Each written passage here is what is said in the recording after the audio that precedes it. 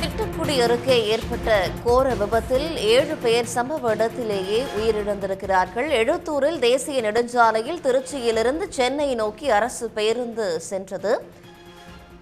அரசு பேருந்தின் முன்பக்க டயர் வெடித்து தடுப்பை தாண்டி மறுபக்க சாலையில் சென்ற 2 கார்கள் மீது மோதிய கோர விபத்தில் 7 பேர் நிகழ்விடத்திலேயே உயிரிழந்தனர். விவரங்களோடு செய்தியாளர் கண்ணதாசன் இணைகிறார். கண்ணதாசன், விபத்துக்கான காரணம் என்ன? 7 பேர் தொடர்பான விவரங்கள் வெளியாகியிருக்கா? திட்டக்குடி அருகே தேசிய நெடுஞ்சாலையில் அரசு விரைவு பேருந்து கட்டுப்பாடின்றி 2 கார் மீது விபத்துக்குள்ளானதில் தற்போது 7 பேர் பலியாகி உள்ளனர்.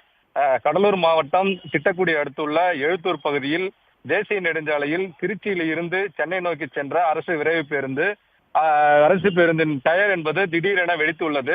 இதனால் ஓட்டுநர் கட்டுப்பாட்டை இழந்த அரசு விரைவு பேருந்து தடுப்பு கட்டையை தாண்டி எதிரே வந்த சாலையில் எதிர்ச்சாலைக்கு சென்று பேருந்து சென்னையில் இருந்து திருச்சி நோக்கி சென்ற 2 கார்கள் மீது பயங்கரமாக மோதி உள்ளது. விபத்துக்குள்ளான காரில் பயணம் செய்த 7 பேரும் சம்பவ இடத்திலேயே பலியாகி உள்ளனர். சம்பவத்தை அடுத்து தற்போது போலீசார், தீயணைப்பு படையினர் மற்றும் பொதுமக்கள் அங்கு மீட்பு பணியில் ஈடுபட்டு வருகின்றனர். மேலும் இந்த காரில் பயணித்தவர்கள் யார், அவர் எங்கிருந்து வந்தார்கள் என்பது குறித்தும் விசாரித்து வருகின்றனர். இது குறித்து ராமநாதபுரம் போலீசார் தற்போது சம்பவ இடத்திற்கு வந்து விசாரணை மேற்கொண்டு வருகின்றனர். காரில் பயணித்தவர்கள் எங்கிருந்து வந்தார்கள், தற்போது எங்கு செல்றார்கள் என்று தெரியவில்லை. அதனால் அந்த குறித்தும் விசாரணை நடத்தி வருகின்றனர். 7 பேர் பலியானதில் 2 குழந்தைகளும் உள்ளனர்.